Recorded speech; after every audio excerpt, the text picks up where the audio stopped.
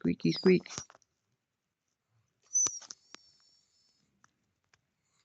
Hello. Hello.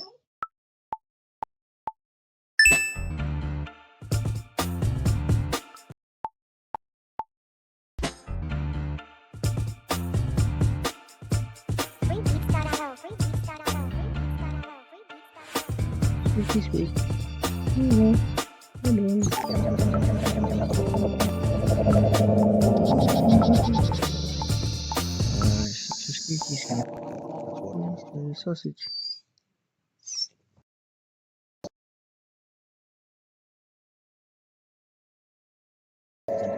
More practical. Chemist is more practical. Plenty to do.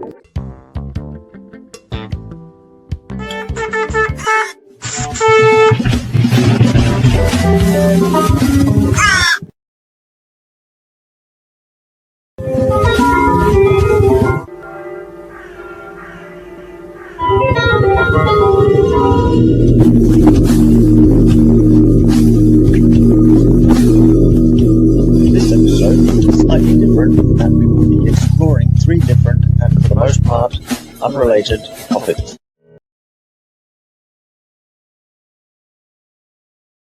Early bird gets the worm. Early bird. Not that early. The early bird gets The worm. Part 1.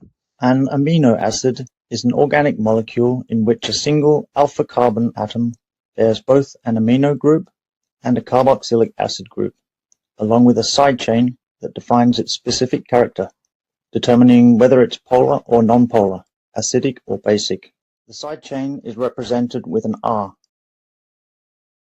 This governs the amino acid's chemical behavior. Glycine is the simplest amino acid, with its side chain being just a single hydrogen. This also means it is the only amino acid that is achiral. The small size allows spidroin chains to pack close together and fold tightly. These glycine-rich regions form amorphous elastic domains that give the silk stretchiness and flexibility, while alanine-rich regions form crystalline beta sheets providing strength.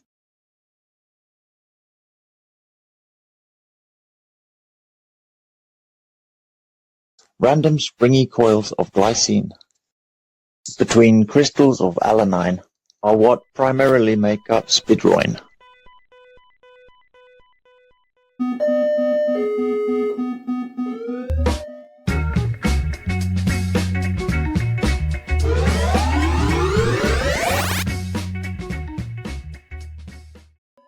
Diving into unknown, farther than I've ever been. Fibroin. Hello, I'm a little spider.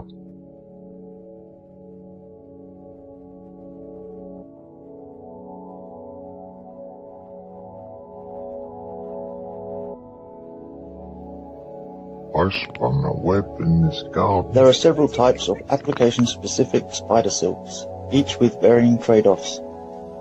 Major and minor ampulate silk is used for drag lines and for part of the web that needs high strength, while flagelliform silk is known for its high elasticity, also helping to form the web and effectively capture insects. Aggregate silk provides the stickiness. And then there are other silks such as tubuliform silk, cylindriform spidroin, used by female spiders to manufacture egg cases. Aciniform silk, used for wrapping prey, protecting and keeping egg sacs warm. Lastly, pyriform silk. This helps the web to adhere to different surfaces. Its low toxicity and propensity for cell adhesion and growth make it compelling for biomedical applications. Interesting properties of silk threads include torsional memory, supercontraction, and self-healing. Because spiders are fiercely territorial critters and the females have postcoital cannibalistic tendencies, it is economically a challenge to farm spiders for large-scale production of silk proteins. It is still a challenge for us to produce silk material equal to spiders, who have had millions of years to optimize, The production of this protein has been delegated to modified E. coli. Hello. I'm a little Spider. Prokaryotes such as these have an intrinsic limit to the size of protein they can produce.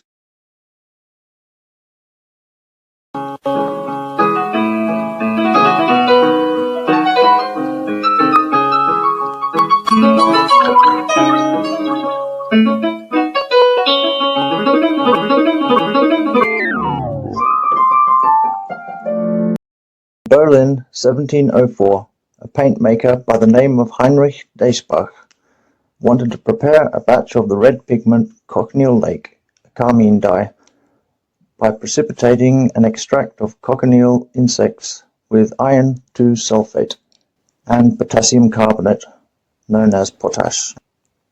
He obtained these from a local alchemist named Johann Conrad Dippel. During these times, alchemy was all the rage. With the idea that matter itself could be transformed, came a vocation that evoked a blend of mysticism, chemistry, and obsession. With limited knowledge and a dream of creating gold from base matter, it was the cold fusion research of its time. Known for working with animal bones and blood, the potassium carbonate he got from him had some potassium ferricyanide contamination and other nitrogen-containing compounds from animal bones. Conrad's oil came from a brutal old-school process, the destructive distillation of animal bones. Collagen and other proteinaceous material break down under intense heat and a carbon-rich environment, producing a cocktail of acrid volatile species. The very amino acids that build our DNA and proteins, the same building blocks spiders use for silk, are liberated as ammonia, amines, nitriles, and pyridine-type bases. So, in the presence of potash and iron-rich bone matter, the fragments can recombine into complex nitrogen-carbon species, including potassium ferricyanide. It's fascinating, and it's also foul and hazardous, which is why these old processes were so notorious.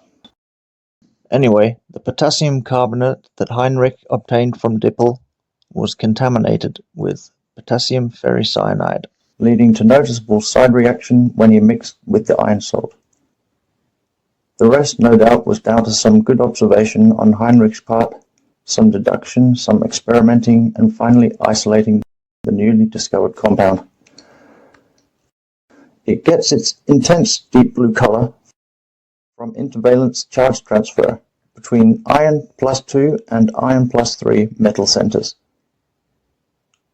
When an incident photon, a particle of light, is hitting the scene, in the zone, getting jiggy with it, doing the old particle wave thing, and happens to bump into an electron orbiting.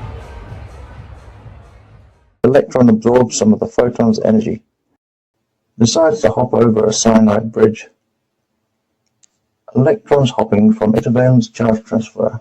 That excitation corresponds to the absorption of red-orange light of 700 nanometers, which is why we see the complementary color, a deep blue.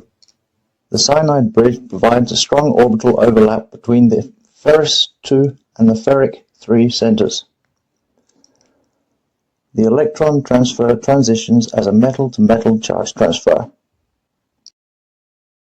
The resulting color intensity, a huge molar absorptivity, 10 to the minus 10 is much greater than any ordinary D to D transition, hence its vividness. Real Prussian blue, that is. The color arises primarily from the intervalence charge transfer.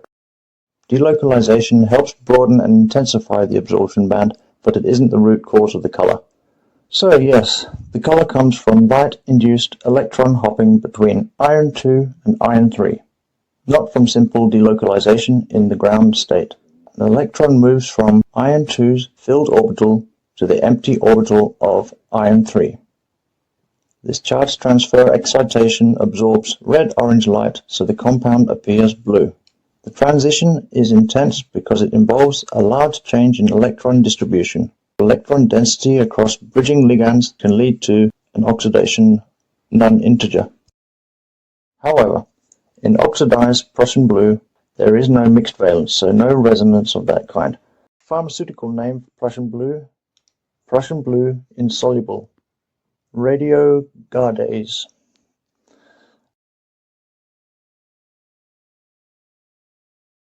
Iron 3 is ferric ions. Iron 2 is ferrous ions. These are linked through cyanide bridges, forming a cubic open framework lattice, with its full name being iron 3-hexacyanoferrate 2.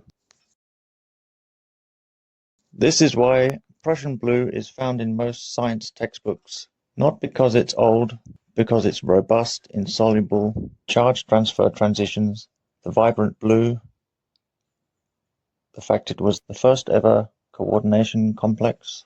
Sacre bleu! At the time, it completely changed the art world. Before this, blue was reserved for very expensive projects. Usually blue was some form of grey. Get the tone right, but not the color. Word of French origin.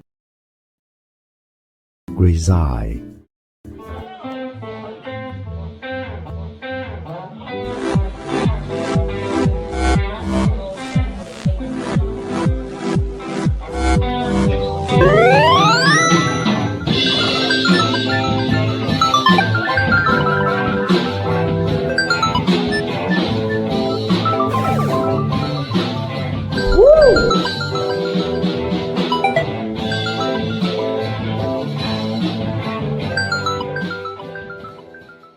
Heavy atoms pull their innermost electrons inwards, and in gold these inner electrons reach speeds of up to 60% the speed of light. Because of relativistic momentum, their effective mass increases, causing their orbitals to contract closer to the nucleus. Meanwhile, the outer electrons slow down and expand slightly, narrowing the energy gap between the 5d and the 6s orbitals. This subtle shift makes gold absorb blue light, reflecting the rich yellow hue we recognize. Without Einstein, gold would be silver. So, thank you, Einstein.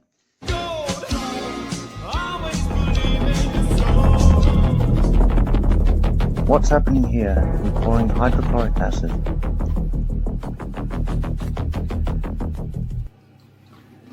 What's happening here?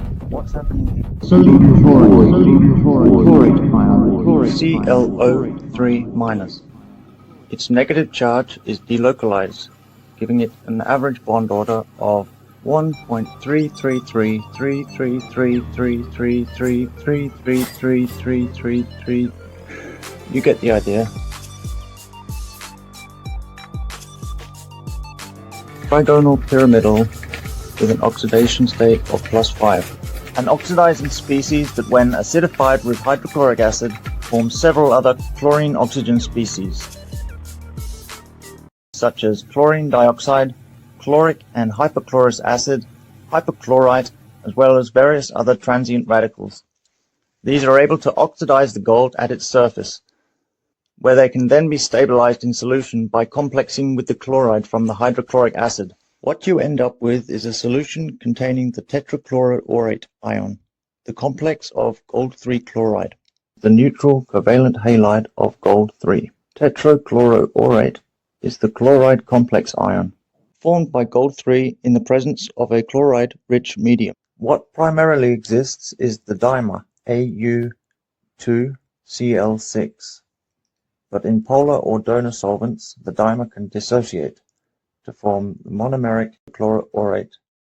To prevent the evolution of chlorine gas, or to prevent it escaping the beaker, we try to keep this well below room temperature. We continue adding the sodium chlorate, small additions,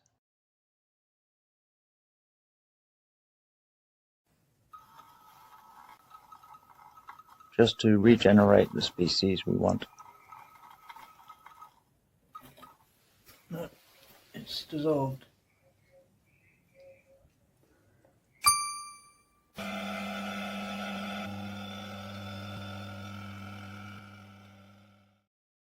It's worth mentioning nothing gets thrown away at this stage. This, which I'm calling waste, still contains precious metals.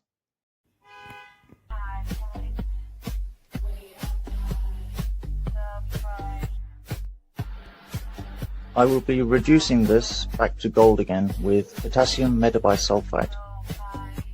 The reason for this is to purify it. The gold tooth cap would have contained other metals, platinum, copper, palladium, who knows. Gold is chloroauric acid.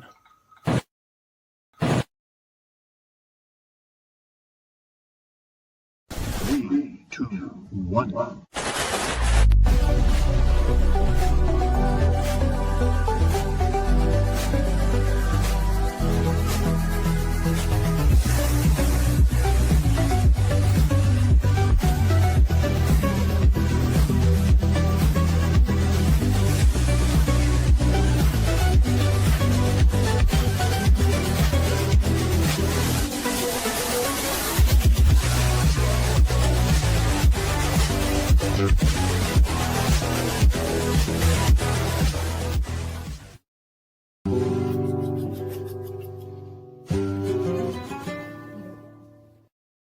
We dissolved some gold.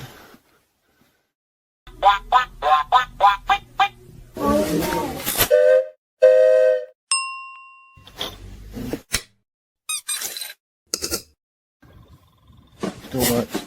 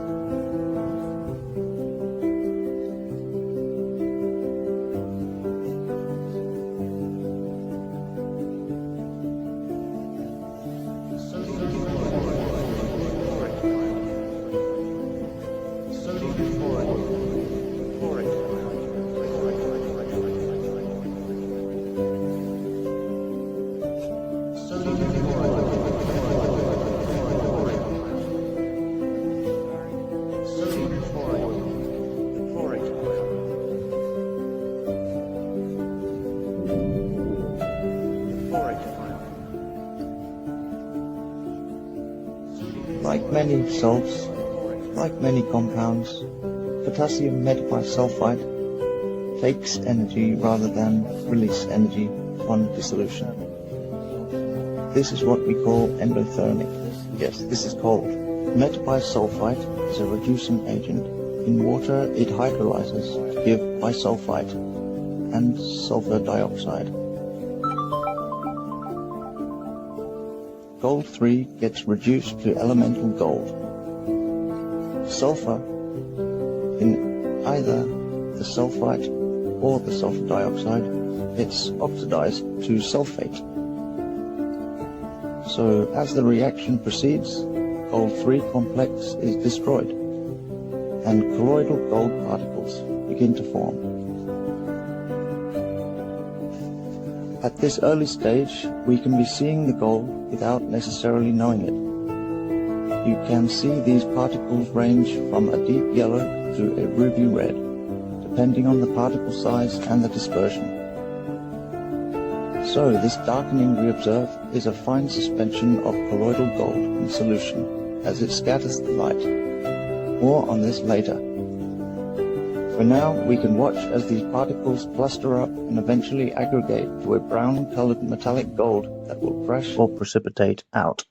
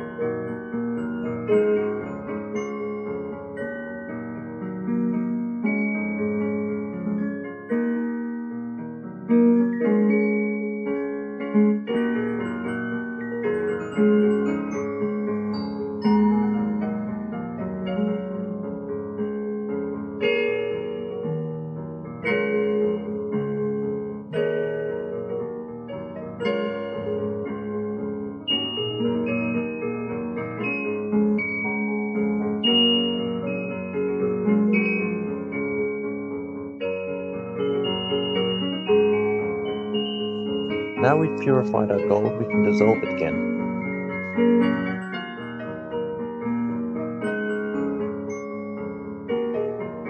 To make gold-free chloride, we must remove the excess acid. This is done by evaporating, diluting, evaporating, and diluting several times.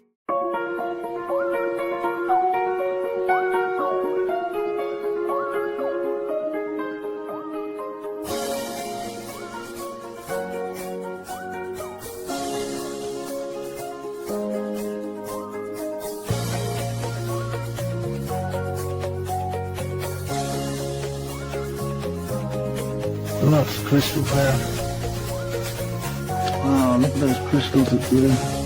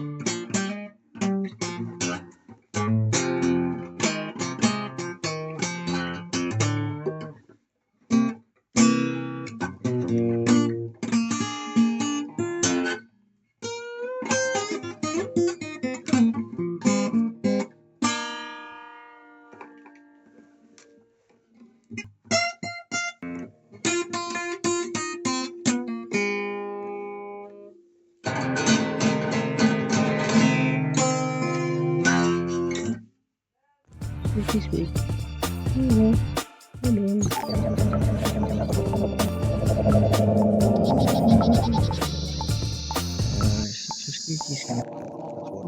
Sausage.